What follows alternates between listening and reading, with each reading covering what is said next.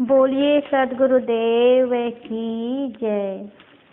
परम सम्मानित सज्जनों एवं भक्तिमयी माताओं, महाराज श्री कृष्ण ने कहा है, जो हुआ अच्छा हुआ, जो हो रहा है अच्छा हो रहा है, और जो होगा वह अच्छा होगा। क्या यह बात सही है? हम विचार करें कि जीवन में दुख आता है, तकलीफें आती, समस्या आती है, वो अच्छा के लिए आती है। दुख अच्छा के लिए होता है। परेशानी में क्या अच्छा होता है?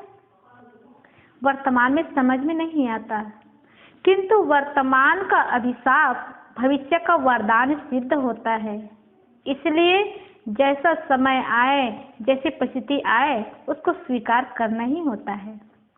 क्योंकि कहते हैं, जिस दुख के पीछे सुख है वह दुख भी सुख है, और जिस सुख के पीछे दुख है वह सुख भी दुख है। इसलिए भविष्य में दुख होने वाला है और वर्तमान सुख है तो वो सुख नहीं, और वर्तमान में दुख है और भविष्य में सुख होने वाला है, वो दुख भी सुख है। इसीलिए कहते हैं कि जो हुआ वो अच्छा हुआ, जो होगा वो भी अच्छा होगा, और जो हो रहा है वो अच्छा ही हो रहा है। जो होता है अच्छा के लिए ही होता है, किंतु जब वर्तमान में बात आती है तो बुरा लगता है, समस्याएं सामने आती है तो मन स्वीकार नहीं करता। एक समय एक राजा की किसी शस्त्र से उंगली कट गई। उस राजा का मंत्री ईश्वर पर बहुत विश्वास करता था कि ईश्वर जो करता है अच्छा ही करता है। राजा को बड़ा गुस्सा आया और उसे कारागार में डाल दिया, क्योंकि मंत्री ने कहा, उंगली कटी हुई उंगली देख करके राजा को कहा, जो हुआ अच्छा हुआ। अब यह सुन करके राजा को कैसे अच्छा लगेगा? बहुत बुरा लगा, गुस्सा लगा और कारागार में डाल दिया।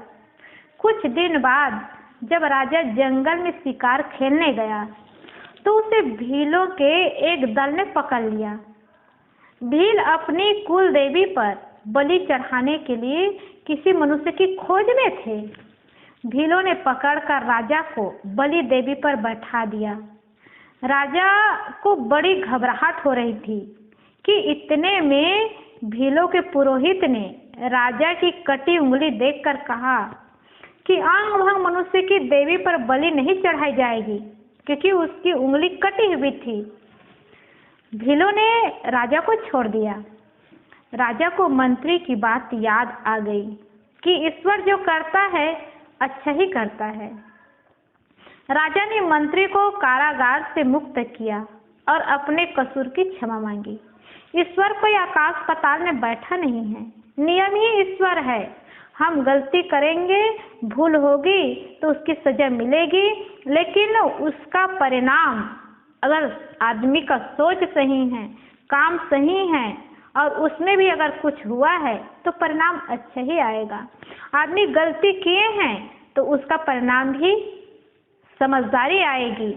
इसलिए जो होता है प्रकृति अपने नियम के अनुसार ही देते हैं। कारण कार्य की अटूट व्यवस्था है। कुछ कार्य कारण से ही होता है, इसलिए स्वीकार करना ही पड़ता है कि जो होता है अच्छा ही होता है। अतः जैसा हो उस पर विश्वास करे और जैसा समय आए वैसी मना स्थिति बना ले। मना स्थिति बनाने से ही सुख है। परिस्थिति बदले तो अपनी मना स्थिति बदल ले।